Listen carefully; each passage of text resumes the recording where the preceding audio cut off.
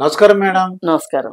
గుంటూరు అభ్యర్థి అంటే కూటమి అభ్యర్థి ఎంపీగా నిలబడ్డారు ఆయన పెమ్మసాని చంద్రశేఖర్. ఆయనకి అంటే మనం ఎలక్షన్ అఫిడవిట్లో 5,750 కోట్లటంటే హైయెస్ట్ అంటే ఇన్కమ్ లేదంటే ఆస్తులు ఉన్న పర్సన్ ఈయన అనమాట. అసలు అంత ఆస్తులు కూడా ఈయన ఈ సర్వీస్లోకి ఎందుకు వచ్చాడు, ఎందుకు నిలబడుతున్నారు అనేది అందరికి ఆశ్చర్యంగా ఉంది. వాళ్ళు ఇద్దరు భార్య భర్తలు డాక్టర్లు అండి. విదేశాలకు వెళ్ళారు, డబ్బులు సంపాదించుకున్నారు, మళ్ళీ వెనక్కి భారతదేశం రావాలనుకున్నారు, రాజకీయాల్లో చేరాలనుకుంటున్నారు, చేరారు, పోటీ చేశారు. వాళ్ళ ఎఫ్టివిట్లో ఇన్ని డబ్బులు ఉన్నాయి వాళ్ళకని తేలింది. మరి రాజకీయాలు అనేవి కేవలం తండ్రి రాజకీయ నాయకుడైతేనో, తల్లి రాజకీయ నాయకుడైతేనో, తాత రాజకీయ నాయకుడైతేనే రాజకీయాల్లోకి రావాలి అని అనుకోవడం కరెక్ట్ కాదు.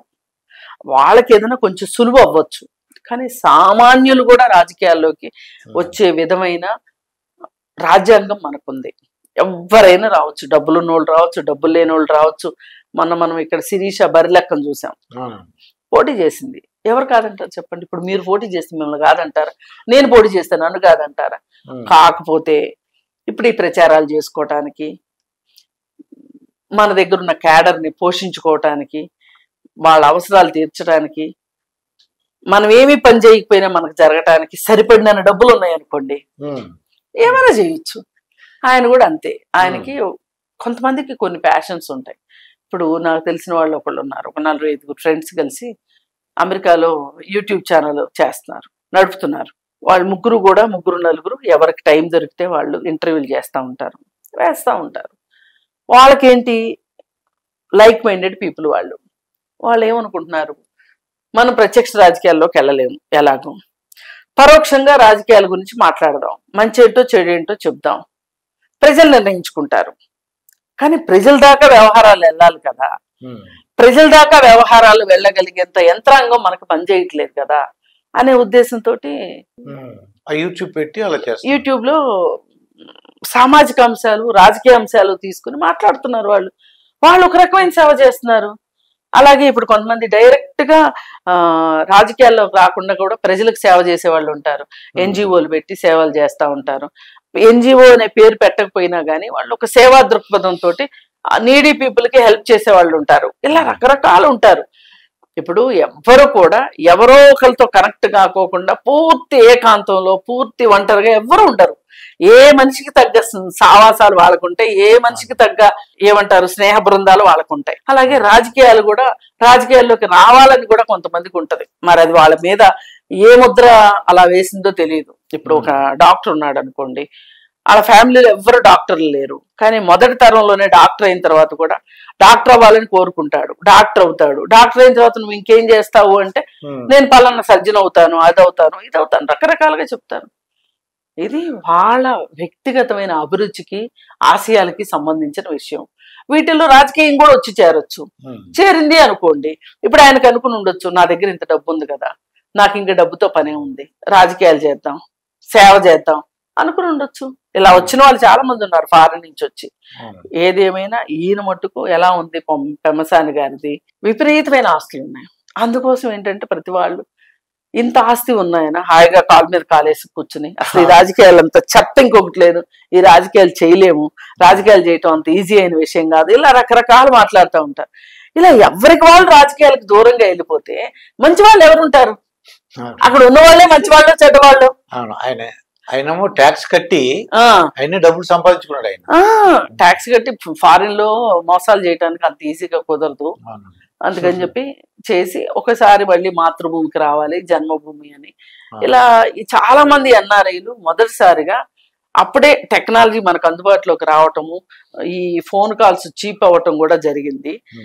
తెలుగుదేశానికి ఎక్కువ ఆకర్షితులు అయి ఉన్నారు. నిజానికి ఎంత ఆకర్షితులు అయి ఉన్నప్పటికీ కూడా ఎవరికైనా పరిమితులు ఉంటాయి.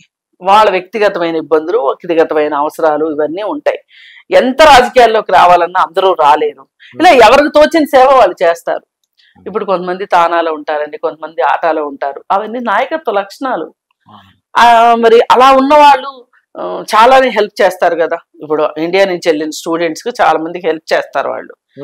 ఎవరైనా ఫీజులు కట్టుకోలేని వాళ్ళు ఉంటే ఫీజులు కట్టడము, ఎవరికన్నా రెసిడెన్స్ దొరకకపోతే ఇప్పించటం, అలాగే సమస్య ఏర్పడితే వాళ్ళకి వీసా సమస్యలు ఏమన్నా వచ్చినా, లేకపోతే కాలేజీల్లో ఏమన్నా యూనివర్సిటీల్లో సమస్యలు వచ్చినా మాట్లాడుతూ ఉంటారు. అలాగే దురదృష్టవశాత్తు చనిపోయారు అనుకోండి, ఆ శవాలని భారతదేశానికి పంపే విషయంలో కూడా తానవాళ్ళు ఆటవాళ్ళు నాటవాళ్ళు చేస్తూ ఉంటారు. ఇవన్నీ ఏంటి అంటే నాయకత్వ లక్షణాలకు సంబంధించిన విషయాలు.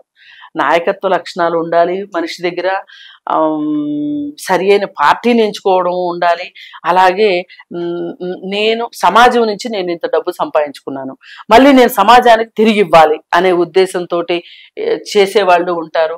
రాజకీయాలు ఒక మార్గంగా ఎన్నుకుంటారు, కొంతమంది సేవని మార్గంగా ఎన్నుకుంటారు, కొంతమంది హాస్పిటల్స్ పెట్టి సేవ చేస్తారు, కొంతమంది ఏమీ చేయలేని వాళ్ళు కూడానండి ఆ రోడ్డు పక్కన పిచ్చుకలకి గిన్నెలో నీళ్లు పోసి పెడతారు, కుక్కలకి మోగజీవాలకి నీళ్లు పోసి పెడతారు, పక్షులకు ఆహారం ఇస్తూ ఉంటారు.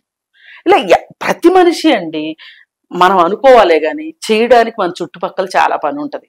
ఎందుకంటే ఇవాళ మనం ఇక్కడ కూర్చుని మాట్లాడగలిగే స్టేజ్లో మనం ఉన్నాం. ఈ స్టేజ్లో ఎంతమంది ఉన్నారు, ఎంతమంది ఇంత చదువుకున్నారు, ఎంతమంది ఇలా మంచి బట్టలు వేసుకోగలుగుతున్నారు, ఒక ఇల్లు ఉంటుంది ఎంతమందికి, అసలు చదువుకోవటానికి బయటికి వెళ్ళడానికి. ఇప్పుడు అదృష్టం అంటే వేరే ఏమీ లేదండి. తినడానికి తిండి, ఉండడానికి ఇల్లు, చేయడానికి పని, మనసుకు నచ్చిన మనిషి మనకు దొరకటం, ఇవే నిజమైన అదృష్టాలు. వీటన్నిటితో పాటు మనకి అవకాశం ఉన్నప్పుడు సేవ చేసే సేవాగుణం ఉండటం కూడా ఒక మంచి లక్షణం. ఆ లక్షణంతోనే వచ్చారు ఈయన అనుకోవచ్చు.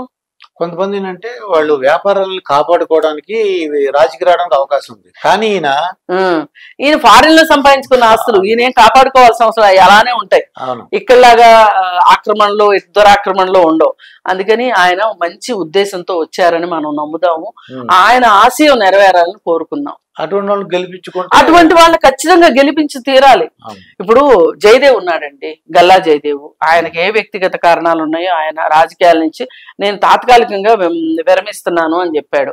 గల్లా జయదేవ్ మాట్లాడుతూ ఉంటే పార్లమెంట్ లో వినసొంపుగా ఉండేది. ఒక మనిషి మన ఆంధ్ర నుంచి వెళ్ళి ఒక మనిషి అలా అంత ధాటిగా ధారాళంగా మాట్లాడుతున్నాడు అంటే మనకు చాలా గొప్పగా అనిపించేది గల్లా జయదేవ్.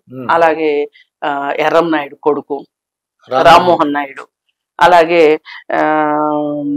కేసీఆర్ నాని పెద్ద మాట్లాడగలిగేవాడు కాదు, కానీ ఈ ఇద్దరు మటుకు దుమ్ము దులిపేవాళ్ళు.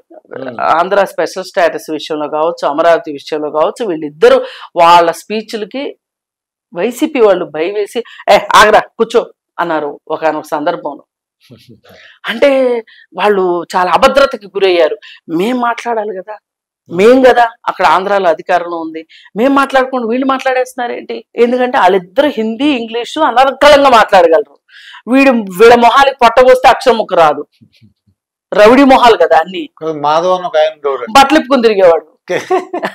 మరి వాళ్ళ సంస్కృతి సంస్కారం అది. ఒకడేమో మిథున్ రెడ్డినే ఎవరో ఒక అతను ఉన్నాడు, అతను హేరే కూర్చో అన్నాడు. వాళ్ళు డబ్బులు సంపాదించుకోవటం తప్పితే, వాళ్ళ వ్యక్తిగతంగా వాళ్ళ పరపతిని పెంచుకోవటం తప్పితే రాష్ట్రం కోసం ఆలోచించిన వాళ్ళు లేరు. మరి వీళ్ళిద్దరూ వాళ్ళ రాష్ట్రం కోసం ఆలోచించి మాట్లాడేవాళ్ళు.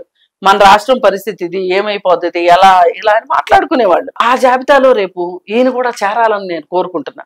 అంటే ఓటు వేయని వాళ్ళు కూడా వాళ్ళ ముందుకు రావాలి. ఇప్పుడు ఓటు ఉండి కొంతమంది వేయట్లేదు లేదండి. ఈసారి ఎలక్షన్స్ ఆంధ్రప్రదేశ్ లో మటుకు చాలా విలక్షణంగా ఉండబోతున్నాయి. ఓటింగ్ శాతం చాలా చాలా ఉంటది. మధ్య తరగతి కావచ్చు, ఎగువ మధ్య తరగతి కావచ్చు, ఈసారి ఓటింగ్ కు వస్తారు. మన తలరాతను మార్చుకోవాలంటే ఖచ్చితంగా ఓటేయాలి అని కోరుకుని, అంటే అలాంటి అవసరం వచ్చేసింది వాళ్ళకి, అంతటి అగత్యం ఏర్పడింది వాళ్ళకి. వాళ్ళ ఓటు హక్కును వాళ్ళు వినియోగించుకుంటారు ఖచ్చితంగా. అంటే ఆంధ్రప్రదేశ్ భవిష్యత్తు కోసం, పిల్లల భవిష్యత్తు, ఆంధ్రప్రదేశ్ బాగుంటే మనం బాగుంటామండి, మన పిల్లలు బాగుంటారు ముందు. ఇప్పుడు రాజధానికి రైతులు ఎవరైతే భూమి ఇచ్చారో వాళ్ళు అనింది ఏంటి? మా పిల్లల భవిష్యత్తు కోసం మేము ఇచ్చాం, వాళ్ళు ఇచ్చే కౌళ్ళు కోసం కాదు. ఆ కౌలు కావాలంటే మేము పంట వేసుకుంటే మాకు కౌలు రాదా, మాకు డబ్బులు రావా, మేము ఇంకెవరికైనా కౌలుకి ఇచ్చుకుంటే మాకు కౌలు రాదా అన్నారు. మరి ఏది ఏమైనప్పటికీ ఒక మాట అండి, ఈవేళ ప్రజాసేవ చేస్తాను అనడము, రాజకీయాల్లోకి వస్తాము అని అనడము, అసలు రాజకీయాల్ని ఒక వృత్తిగా ఎంచుకోవటానికే ఇష్టపడని పరిస్థితుల్లో ఇవాళ ఒక ఎన్ఆర్ఐగా ఆయన వచ్చి రాజకీయాలను వృత్తిగా స్వీకరించడం అనేది అసలు ముందుగా మనం ఆహ్వానించదగ్గ విషయము. అందుకని ఆయనకి మనస్ఫూర్తిగా ఆయన కోరిక నెరవేరాలని ఆయనకి శుభాభినందనలు తెలియజేస్తూ అడ్వాన్స్డ్ కంగ్రాచులేషన్స్. ఆయన అయితే నా దృష్టిలో గెలిచినట్లు లెక్క. అసలు ఇక్కడ గెలుపు ఓటమి కాదు, ఆయన ప్రయత్నమే బ్రహ్మ ప్రయత్నం. అది మంచి ప్రయత్నం చేశారు.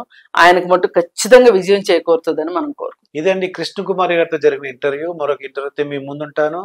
మీ మాస్టర్ దుర్గా ప్రసాద్.